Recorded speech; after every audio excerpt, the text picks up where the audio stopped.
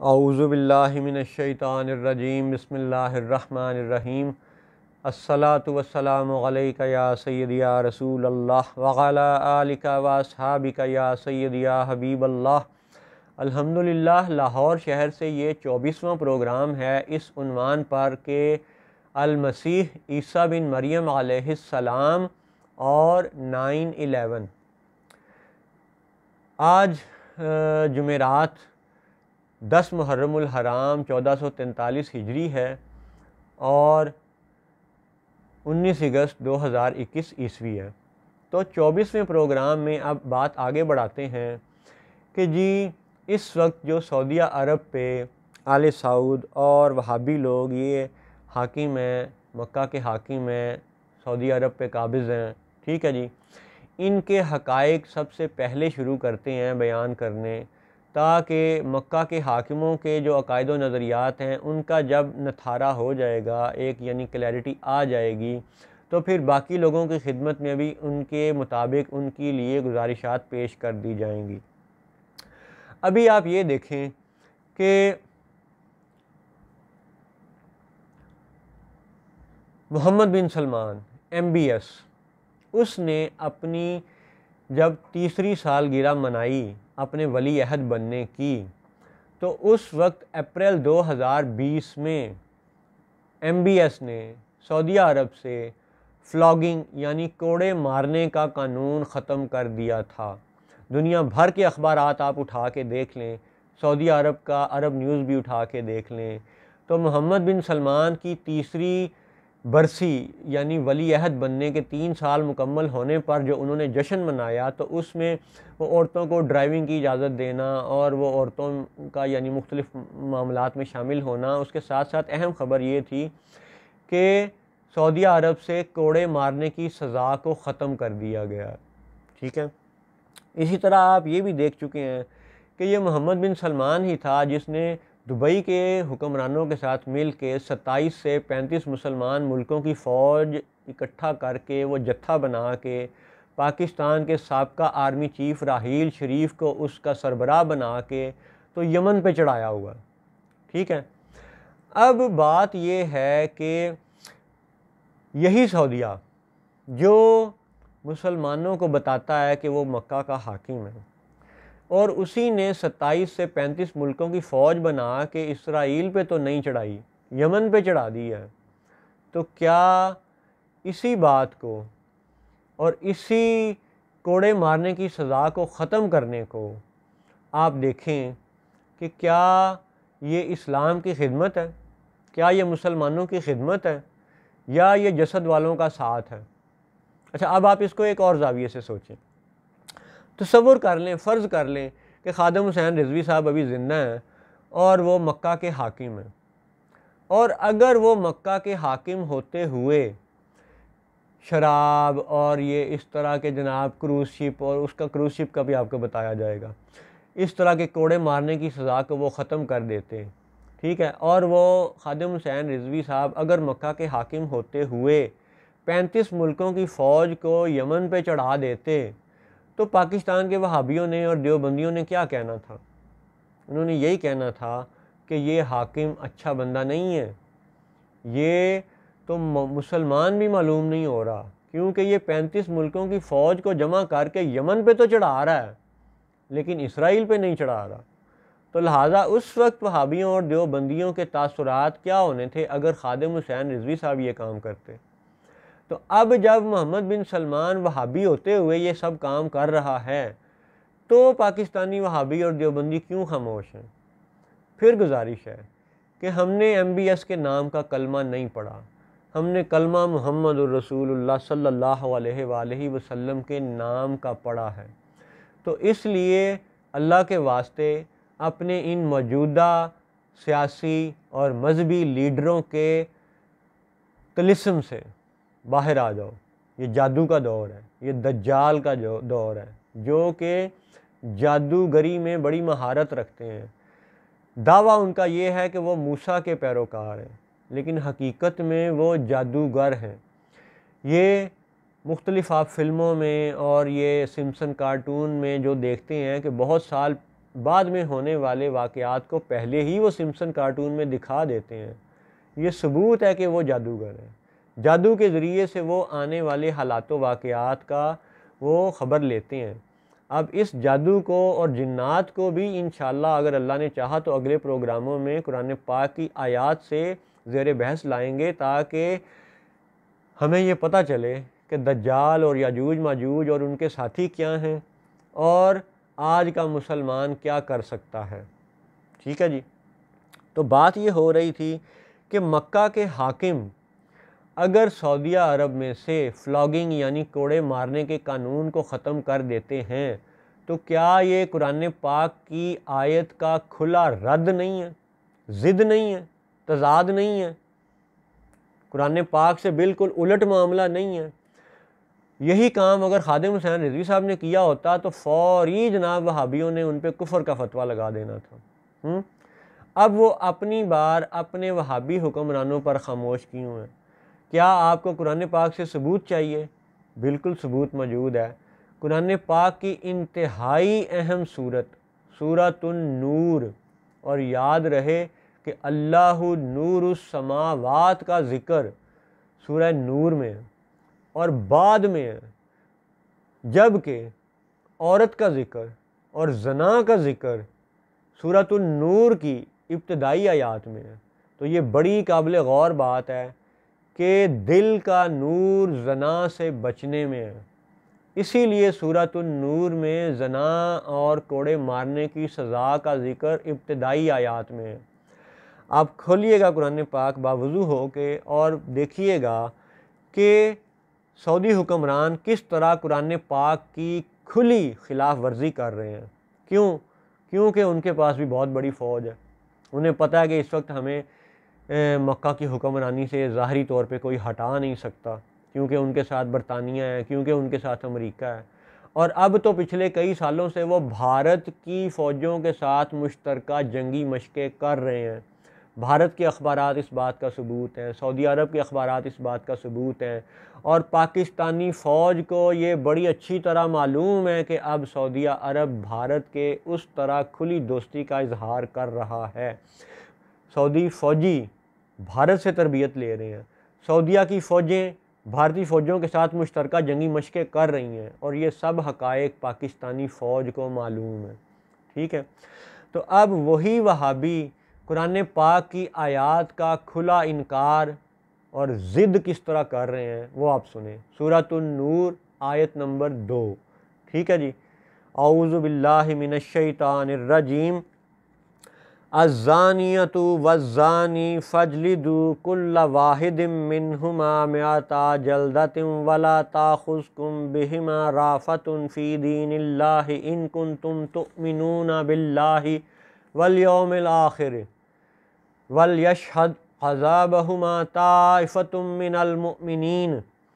اب آپ اس آیت کا ترجمہ سنیے۔ جو عورت بدکار ہو اور جو مرد، تو ان میں ہر ایک کو 100 کوڑے لگاؤ، اور تمہیں ان پر ترس نہ آئے اللہ کے دین میں، اگر تم ایمان لاتے ہو اللہ اور پچھلے دن پر، اور چاہیے کہ ان کی سزا کے وقت مسلمانوں کا ایک گروہ حاضر ہو۔ اب جناب جو لوگ اردو سمجھتے ہیں وہ الزانیۃ والزانی ان لفظوں کو بھی سمجھتے ہیں۔ مئتا ہر پاکستانی نہیں سمجھتا، لیکن یہ عربی کا لفظ ہے۔ مئہ مینز 100، ان کے 100 کے نوٹ پہ بھی 100 ریال لکھا ہوا ہے۔ 100 یعنی 100 کوڑے مارنے ہیں، کس کو؟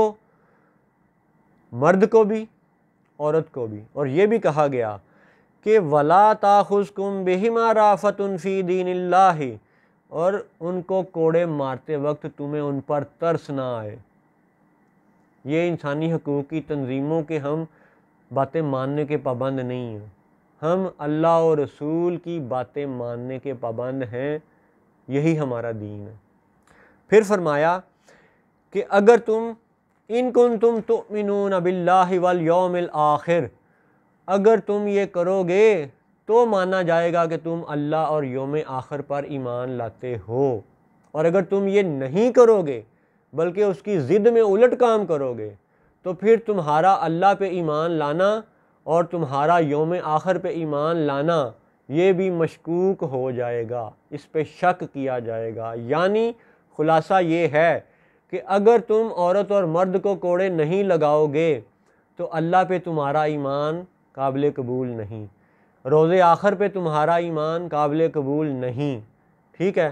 اور پھر آگے مزید فرمایا وَلْيَشْهَدْ عَذَابَهُمَا طَائِفَةٌ مِّنَ الْمُؤْمِنِينَ، اور چاہیے کہ سزا کے وقت مسلمانوں کا ایک گروہ حاضر ہو۔ اب یہ پاکستانی اسمبلیاں جو پچھلے کئی سالوں سے بھاری بھرکم لاکھوں کروڑوں اربوں خربوں کا خزانے پہ بوجھ بنے ہوئے ہیں، اور ایسے قوانین کو زیر بحث لاتے ہیں کہ جو قرآن اور حدیث کی صریح خلاف ورزی ہے۔ پاکستان کے حوالے سے آپ سوچیں کہ وہ جاوید نامی ایک شخص جس نے 100 بچوں کو تیزاب کے ڈرم میں ڈال کے قتل کر دیا تھا، پاکستانی ریکارڈ موجود ہے، اس کو سزا کس طرح دینی ہے، یہ اسمبلیاں جناب سوچ میں پڑی ہوئی ہیں، ٹھیک ہے۔ وہ خبیث جس نے زینب نام کی وہ معصوم بچی کو، یعنی وہ چھوٹی بچی کو اپنی درندگی کا نشانہ بنایا، اس کو سزا دینے کے لیے یہ قانون دان، یہ جج، یہ جناب ادارے یہ سوچ میں پڑے ہوئے ہیں کہ اس کو سزا کیسے دینی ہے، ٹھیک ہے۔ تو کیا یہ سب خزانے پر بوجھ نہیں ہے؟ کیا یہ سب قرآن و حدیث کی تشریح و تعویلات سے واقف نہیں ہیں؟ ہمارا موقف یہ ہے کہ قانون بنانے والے قرآن اور حدیث کو سمجھنے والے ہونے چاہیے، ٹھیک ہے، فقہ کو سمجھنے والے ہونے چاہیے، اجماع امت کو سمجھنے والے ہونے چاہیے، حالات حاضرہ کو قرآن پاک سے مطابقت جوڑنے والے، سمجھنے والے، سمجھانے والے ہونے چاہیے، ٹھیک ہے۔ ہمیں بی اے پاس اسمبلی ممبران کی ضرورت نہیں ہے، یہ قرآن پاک کی صریح خلاف ورزی ہو رہی ہے اس وقت، اور یہ اس وقت ظالم ٹولہ اسمبلیوں میں بیٹھا ہوا ہے، جن کو سوال یہ بنتا ہے کہ جناب آپ یہ بتائیں کہ زنا اور دیگر معاملات چوری وغیرہ کے حوالے سے جو فیصلے اللہ تعالیٰ نے قرآن پاک میں صدیوں پہلے بتا دیے، جو فیصلے رسول پاک صلی اللہ علیہ وآلہ وسلم نے صدیوں پہلے بتا دیے، آج بھی آپ مسلمان ملکوں کے خزانوں پر بوجھ بن کر بیٹھے ہوئے وہ اسمبلی ممبران، وہ قانون دان، وہ سب قلم دان رکھنے والے آج بھی قرآنی فیصلوں کو تو مان نہیں رہے، عجیب و غریب بحث میں لٹکایا اور الجھایا ہوا ہے سالہ سال سے قوم کو۔ سود تو آج تک ختم نہیں کر سکے۔ جب حرام خوری ختم نہیں ہوگی، سود حرام ہے، اور اس وقت سب مسلمان ملکوں میں بینک موجود ہے، ٹھیک ہے۔ حقیر جب یہ سعودی عرب میں نوکری کر رہا تھا تو اس نے بڑی کوشش کی کہ دیکھا کہ جناب کچھ بینکوں پہ 0% 0% شرح سود کے بورڈ لگے ہوئے تھے۔ حقیر گیا، بات کی، وہاں گزارش کی کہ جی آپ مجھے بغیر سود کے قرضہ دے دیں، اور سعودی بینکوں نے بغیر سود کے قرضہ نہیں دیا۔ اسی طرح سب مسلمان ملکوں میں، خواہ وہ ایران ہے، خواہ وہ پاکستان ہے، خواہ وہ دیگر ملک ہیں، بینک اور سود کا نظام اگر ہر جگہ قائم ہے تو اس کا مطلب ہے کہ حرام خوری ہر جگہ پہ قائم ہے۔ یہ حقیر، اس حقیر کے بچے اور ہمارے آس پاس سب لوگ، ٹھیک ہے، اس وقت ہم یاجوج اور ماجوج اور دجال کے ایسے شکنجے میں پھنسے ہوئے ہیں کہ ہم سب کسی نہ کسی طرح ان کے ظلم و ستم کا اور حرام خوری کا کسی نہ کسی طرح شکار بنے ہوئے ہیں۔ لیکن کم از کم کوشش تو کریں کہ یہ سود ختم ہو جائے، کوشش تو کریں کہ قرآن پاک کی خلاف ورزی ختم ہو جائے، کوشش تو کریں کہ اللہ اور رسول کی اطاعت حقیقی طور پر شروع ہو جائے۔ اور یہ حقیقی اطاعت کیسے شروع ہوگی؟ جب حقیقی تصورات کو پھیلایا جائے گا، اور اسی تسلسل میں یہ سارے پروگرام ہیں، اور اسی تسلسل میں آپ سنیں کہ جب وہابیوں نے سعودی عرب سے فلاگنگ کا قانون، کوڑے مارنے کا قانون ختم کیا تو کیا سورۃ النور کی اس آیت کی کھلی خلاف ورزی نہیں ہے؟ ٹھیک ہے، تو کیا سعودی مفتیوں نے محمد بن سلمان کے خلاف فتوے دیے؟ اور اگر کسی اکا دکا نے دیے تو بھی ایم بی ایس صاحب نے اس کو پکڑ کے عہدے سے ہٹا دیا ہے۔ یہ سعودی اخبارات کی خبریں ہیں، ٹھیک ہے۔ اور جو باقی بچے ہوئے ہیں وہ صرف ریال کمانے میں مصروف ہیں، اور بھی آیاتی ثمنن قلیلا والی آیات کے مصداق دنیا کا مال کمانے پہ لگے ہوئے ہیں. ٹھیک ہے. اب بات یہ تھی کہ ہوں مکہ کے حاکم اور کریں قرآن پاک کی کھلی خلاف ورزی، تو کیا ان پہ قرآن پاک کی آیات کی کھلی خلاف ورزی پر بلکہ قرآن پاک سے متضاد قوانین بنانے پر کیا کفر کا فتویٰ لگتا ہے کہ نہیں لگتا؟ یہ آپ لوگ سوچیں اور اپنے دل سے پوچھیں. ٹھیک ہے. اور پھر سوال یہی ہے کہ اگر یہ کام سعودی عرب میں خادم حسین رضوی صاحب نے بیٹھ کے کیا ہوتا تو کیا وہابی لوگ سورۃ النور کی اسی آیت کا حوالہ پکڑ کے تو خادم حسین کا گریبان نہ پکڑتے؟ تو اب انہی کے ہاتھ ایم بی ایس کے لیے کیوں نہیں اٹھتے؟ اب انہی کی زبان ایم بی ایس کے لیے کیوں نہیں بولتی؟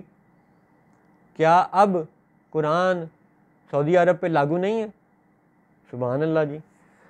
اللہ تعالی ہم سب کو دجالی فتنوں سے بچائے.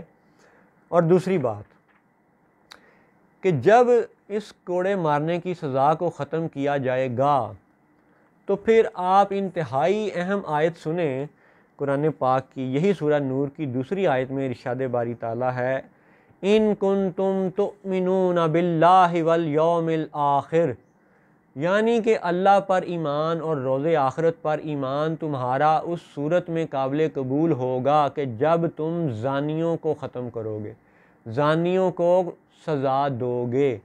ٹھیک ہے. اللہ اکبر. اب زانی اور زنا کے حوالے سے ہی یہ دیکھ لیں کہ اس وقت دبئی میں جو زنا کا ماحول ہے، کیا اس کے لیے حقیر کو کوئی ثبوت پیش کرنے کی ضرورت ہے؟ کیا دنیا نہیں جانتی کہ دبئی میں کیا ہو رہا ہے؟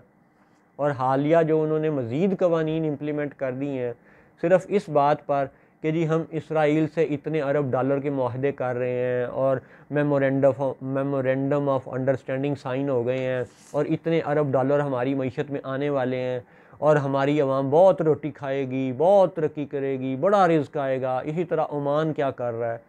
اور جب یہ دبئی کے حکمران اسرائیل کے ساتھ معاہدے کر رہے ہیں، امبیسیاں ادھر بھی کھولی جا رہی ہیں، ادھر کی امبیسیاں ادھر کھولی جا رہی ہیں، تو کیا ان سب اعمال پر سعودی حکمرانوں نے دبئی کے حکمرانوں کا بائیکاٹ کیا؟ اور اگر نہیں کیا تو پھر یہ ماننا پڑے گا کہ یہ سب ایک ہی تھالی کے چٹے بٹے ہیں. ٹھیک ہے.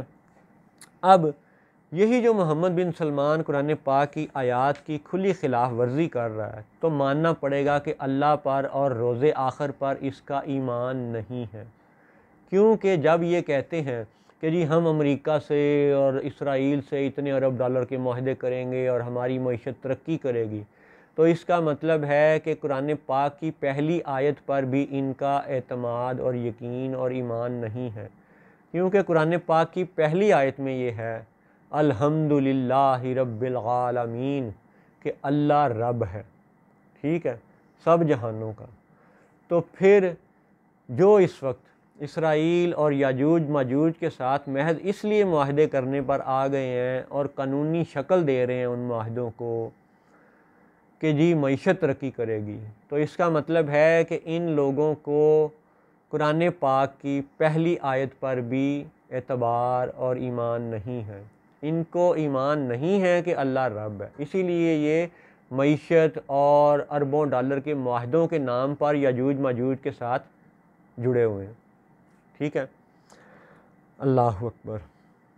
اب آپ اس آیت کو سورۃ النور کی آیت کو آپ نے ذہن میں رکھنا ہے کہ جی اللہ اور رسول پر ایمان تب مانا جائے گا جب زانیوں کو سزا دی جائے گی.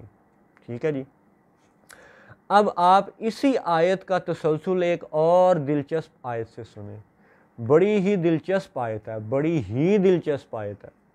ویسے تو قرآن پاک کی سب ہی آیتیں بہت اچھی ہیں، لیکن چونکہ یہ لوگ کووڈ-19 والوں کا ساتھ دے رہے ہیں، اس لیے کمال اللہ کی حکمت ہے، کمال اللہ کی حکمت ہے کہ 9ویں سورت سورۃ التوبہ آیت نمبر 19 یہ حقیر بار بار آپ کو نمبروں کا یعنی زور دے کے بیان اس لیے کرتا ہے کہ اس بات میں بھی حکمت ہے کہ کون سی آیت کا نمبر کیا ہے. اور وہ اس کا سیاق و سباق کیا ہے اور اس کی امپلیمنٹیشن کیا ہے، وہ لاگو کس پہ ہوتی ہے، اس کو قیامت تک کے آنے والے حالات و واقعات کے تناظر میں اگر دیکھا جائے تو قرآن پاک کا تسلسل ہر دور سے کیسے جڑے گا، یہ باتیں اہم ہیں۔ ٹھیک ہے جی، 9ویں سورت 19 نمبر آیت 9 and 19 سورۃ التوبہ سنیں۔ اعوذ باللہ من الشیطان الرجیم اجعلتم سقایۃ الحاج وعمارۃ المسجد الحرام کمن آمن باللہ والیوم الآخر وجاہد فی سبیل اللہ لا یستوون عند اللہ واللہ لا یہدی القوم الظالمین۔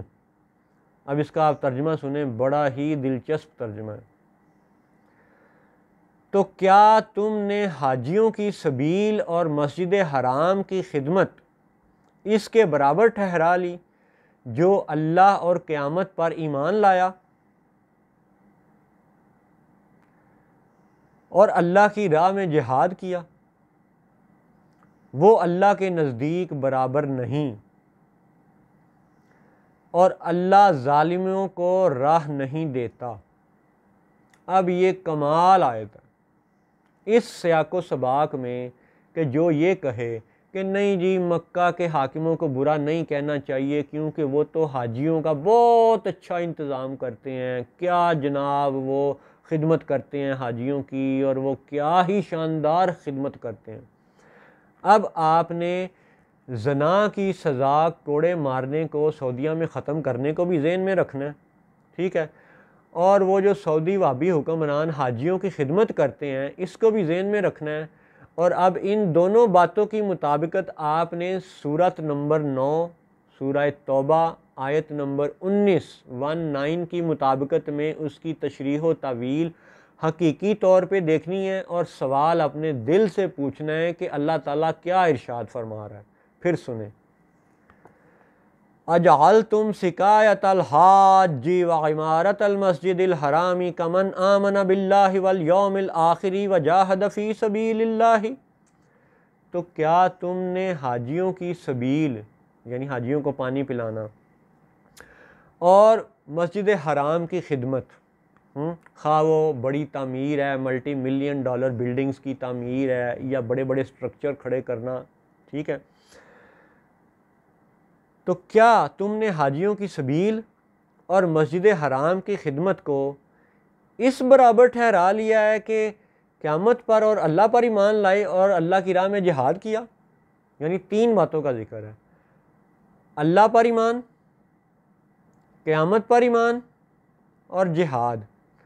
کیا تم نے ان 3 باتوں کو اس کے برابر ٹھہرا لیا ہے کہ تم حاجیوں کو پانی پلاتے ہو اور مسجد حرام کی خدمت کرتے ہو؟ کیا یہ 2 باتیں ان 3 باتوں کے زمرے میں ہیں کہ اللہ پر ایمان، قیامت پر ایمان اور جہاد؟ پھر اللہ تعالیٰ نے خود ہی اس بات کا جواب دیا کہ کیا یہ برابر ہیں یا برابر نہیں ہیں۔ پھر سنیں، حاجیوں کو پانی پلانا، مسجد حرام کی خدمت کرنا، اور عقیدے کیا ہیں؟ اللہ پر ایمان، قیامت پر ایمان، جہاد۔ تو کیا یہ برابر ہیں یا نہیں ہیں؟ تو اللہ تعالیٰ کا ارشاد ہے لا یستوون عند اللہ، اللہ کے نزدیک یہ برابر نہیں ہے، اللہ کے ہاں یہ برابر نہیں ہے۔ پھر فرمایا واللہ لا یہدی القوم الظالمین، اور اللہ ظالموں کو ہدایت نہیں دیتا۔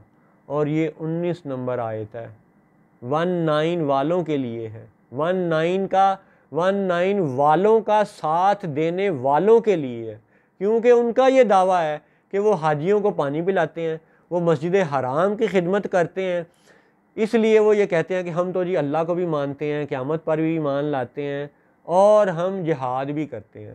اب آپ یہ دیکھیں کہ جن کا جہاد کا دعویٰ ہے، کیا انہوں نے 35 مسلمان ملکوں کی فوج کو اکٹھا کر کے یمن پہ چڑھایا ہے یا اسرائیل پہ چڑھایا ہے؟ اپنے دل سے فیصلہ کروائیں، ٹھیک ہے۔ پھر دوسری بات، اللہ یہ فرماتا ہے کہ حاجیوں کو پانی پلانا اور مسجد حرام کی خدمت کرنا اس بات کی گارنٹی نہیں ہے کہ تمہارا اللہ پہ ایمان ہے، اس بات کی گارنٹی نہیں ہے کہ تمہارا قیامت پہ ایمان ہے، اس بات کی گارنٹی نہیں ہے کہ تم مجاہد ہو۔ 100 سال تم نے جہاد کا شور مچایا، ٹھیک ہے، اور اب جب اسرائیل کو تسلیم کرنے کی باری آئی تو سب سے پہلے عرب حکمران اس کے آگے لیٹ گئے ہیں، ٹھیک ہے۔ آپ دیکھ چکے ہیں کہ بحرین لیٹ چکا ہے، عمان لیٹ چکا ہے، دبئی لیٹ چکا ہے، ٹھیک ہے، اور ان سب کی پشت پناہی سعودیہ آج بھی کر رہا ہے، ٹھیک ہے جناب۔ تو اب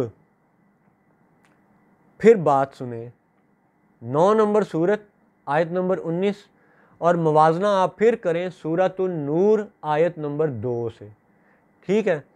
اور یاد رہے کہ ہم مسلمان بھی اس صورت میں ہوتے ہیں، خالص توحیدی بھی اس صورت میں ہوتے ہیں جب ہم 2 ذاتوں کا کلمہ پڑھتے ہیں، اللہ کا اور محمد الرسول اللہ کا صلی اللہ علیہ وآلہ وسلم کا، یعنی ہمارا توحید کا تصور شروع ہی 2 ذاتوں سے ہوتا ہے، یہ ہماری توحید ہے، ٹھیک ہے۔ اب سنیں سورۃ النور آیت نمبر 2 میں فرمایا گیا الزانیۃ والزانی فاجلدوا کل واحد منہما 100 جلدۃ ولا تأخذکم بہما رأفۃ فی دین اللہ ان کنتم تؤمنون باللہ والیوم الآخر ولیشہد عذابہما طائفۃ من المؤمنین، یعنی اگر تم کوڑے مارنے کی سزا ختم کرو گے تو تمہارا اللہ اور قیامت پہ ایمان تسلیم نہیں کیا جائے گا۔ اب آپ اپنے ان دونوں آیات کا خود انالیسس کرنا ہے اور جواب اپنے دل سے خود پوچھنا ہے۔ اب آپ اسی تسلسل میں تیسری اور بڑی ہی اہم خبر سنیں کہ ابھی حج کے موقع پہ 2021 عیسوی میں جو حج ہوا ہے اور 1442 ہجری میں جو حج ہوا ہے ذی الحجہ کے مہینے میں، یعنی جسٹ ابھی پچھلے مہینے، تو اس میں دنیا جانتی ہے کہ سعودی عرب نے یہ کہا کہ اگر کوئی مسلمان دنیا بھر میں چاہے ویکسینیٹڈ ہو، چاہے وہ ویکسین لے چکا ہو، COVID certificate of vaccination ID اس کے پاس موجود ہو، پھر بھی ہم کسی دوسرے ملک کے حاجی کو سعودی عرب میں حج نہیں کرنے دیں گے، ٹھیک ہے، کیونکہ 9 والا گروہ 9 ذی الحجہ والے حج کو روکنا چاہتا ہے، ٹھیک ہے۔ یہ سارے مسلمانوں کو اس وقت نظر آ رہا ہے۔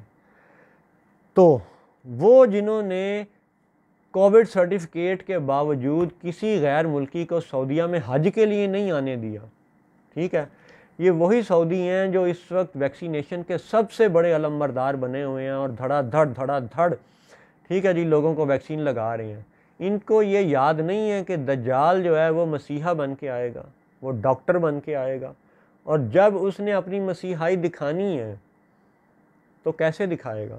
جب دنیا بیمار ہوگی، ٹھیک ہے۔ اب مزید آیات آپ کی خدمت میں قرآن پاک سے انشاءاللہ اگلے پروگراموں میں پیش کی جائیں گی، ٹھیک ہے۔ جو لوگ یہ کہتے ہیں نا کہ جی یہ ملا پاکستانی جاہل ہیں، استغفر اللہ معاذ اللہ، یہ میرا کہنا نہیں ہے، بہت سے لوگ کہتے ہیں کہ جی یہ ملا جاہل ہیں، یہ بات نہیں کہنی چاہیے، ٹھیک ہے۔ یہاں تو چلو جی ہو گئے ہم کم پڑھے لکھے اور ایشیا کے جناب جنوبی ایشیا میں رہنے والے، تو آپ یہ دیکھیں کہ پچھلے کئی مہینوں سے اٹلی میں کیوں جناب ویکسینیشن کے خلاف مظاہرے ہو رہے ہیں۔ وہ آئرلینڈ، وہ اسکاٹ لینڈ وغیرہ کے لوگ، وہ مغربی یورپ کے جناب ترقی یافتہ لوگ، وہ اس ماسک اور ویکسینیشن کے خلاف کیوں جناب احتجاج کر رہے ہیں، ٹھیک ہے۔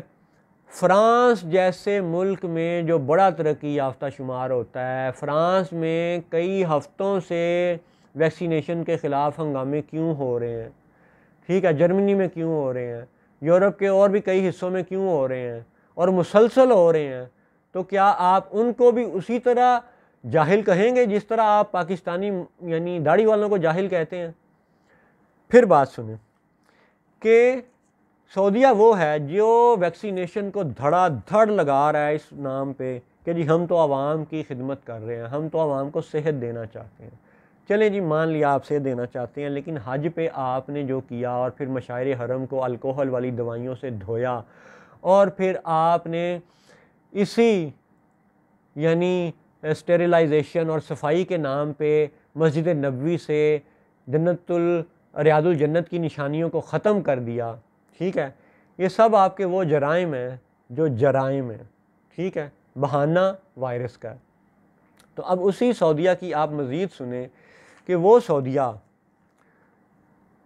315 میٹر لمبا کروز شپ بناتا ہے، ٹھیک ہے، ایم ایس سی بیلیسیما اس کا نام ہے، فرانس کے تعاون سے وہ بنا ہے۔ جیسے ہی حج ختم ہوا تو 31 جولائی 2021 اور 1 اگست 2021 کی آپ اخبارات دنیا بھر کی اٹھا کے دیکھ لیں، عرب نیوز اٹھا کے دیکھ لیں، اس میں یہ خبر یوں کر کے تھی، تصویر یوں کر کے تھی کہ ایک ننگے بازو والی عورت ایک گلاس یعنی ایک جام پکڑ کے کھڑی ہے، اور پیچھے یوں جناب یہ سمجھیں کہ اگر یہ نیلا سمندر کا پانی ہے اور یہ چھوٹا سا جو میرا ہاتھ دور نظر آ رہا ہے یہ بحری جہاز نظر آ رہا ہے، کروز شپ، یعنی ننگے بازو والی عورت کو پیش منظر میں دکھایا جانا اور پیچھے دور کروز شپ کو پس منظر میں دکھایا جانا۔ آپ کیا پیغام دینا چاہتے ہیں کہ یعنی وہ کروز شپ جو دجال کی جنت کے زمرے میں ہے، نشہ، عورت، لہروں کا مزہ، ٹورزم انڈسٹری، اس کروز شپ کو اب یہ ایم بی ایس کی حکومت میں بھی امپلیمنٹ کیا گیا۔ وہی کروز شپ جو سعودیہ کا حج کے فوراً بعد روانہ ہوا، وہ جناب چلے گا ریڈ سی میں سعودی عرب سے، پھر جائے گا اردن عقبہ کے مقام پر، جہاں وہ کئی ہزار سال پرانی اس قوم کے آثار ہیں جنہوں نے مدائن صالح میں بھی محلات بنا رکھے ہیں، اور وہ قوم جس پہ بعد میں عذاب آیا تھا۔ پھر وہ بحری جہاز وہاں سے چلے گا اور مصر کے شہر لکسر تک جائے گا، جہاں پہ اس یعنی پرانے فرعونوں کی یادگاریں پڑی ہوئی ہیں۔ تو اب جناب آپ یہ دیکھیں کہ جب ننگے بازو والی عورت کو پیش منظر میں دکھایا جائے اور پیچھے وہ کروز شپ دکھایا جائے، تو کیا یہ سارا تصور آپ کو یہ بتاتا ہے کہ کروز شپ ایک عبادت خانہ ہوتا ہے؟ کیا یہ عبادت کا تصور ہے؟ کیا یہ مکہ کے حاکموں کو زیب دیتا ہے کہ اس طرح وہ ننگے بازو والی عورت کو جناب کروز شپ کے ساتھ دکھائیں؟ کیا آپ پیغام دینا چاہتے ہیں کہ ہم جی اب سعودیہ عرب میں سے کوڑے مارنے کی سزا ختم کر رہے ہیں اور ہم آپ کو اب کروز شپ بھی مہیا کریں گے؟ یہ ہے آپ کا دین، یہ ہے آپ کی خالص توحید، یہ ہے آپ کا شرک کے خلاف جہاد؟ تو اب آپ نے میرے دوستو خود سورہ توبہ کی آیات، سورۃ النور کی آیات اور افغانستان سے سعودی سفارتی عملے کا بھاگ جانا، یہ سب حالات و واقعات کو خود ہی انالائز کرنا ہے اور سوال اپنے دل سے پوچھنا ہے کہ اس وقت یاجوج اور ماجوج کا ساتھی کون ہے؟ قرآن پاک کی آیات کے مطابق دین پہ عمل کرنے والا کون ہے اور اس کی مخالفت کرنے والا کون ہے؟ ٹھیک ہے، اور پھر آخری سوال، وہی تسلسل، وہی ریپیٹیشن، کہ اگر یہ ساری باتیں مولانا خادم حسین رضوی صاحب مکہ کے حاکم ہوتے ہوئے کرتے تو آپ کا جواب کیا ہونا تھا؟ آپ نے اس وقت ان کو کیا کہنا تھا؟ جو بات آپ نے اس وقت خادم حسین رضوی کو کہنی تھی وہی بات آپ اس وقت ایم بی ایس اور آل سعود اور وہابیوں کو کیوں نہیں کہہ رہے؟ کیا آپ حقیقی طور پہ اللہ پر ایمان رکھتے ہیں، روز آخر پر ایمان رکھتے ہیں؟ کیا آپ واقعی مجاہد ہیں، جہاد کرنا چاہتے ہیں؟ تو یاد رہے کہ یہ محرم الحرام کا مہینہ ہے، اور حسینیت کا سبق یہ ہے کہ ظالم و جابر حکمران کے سامنے کلمہ حق کہنا بھی جہاد ہے۔ اللہ تعالی ہم سب کو ہدایت عطا فرمائے، دجالی فتنوں سے بچائے، اپنی پناہ میں رکھے۔ السلام علیکم ورحمۃ اللہ وبرکاتہ۔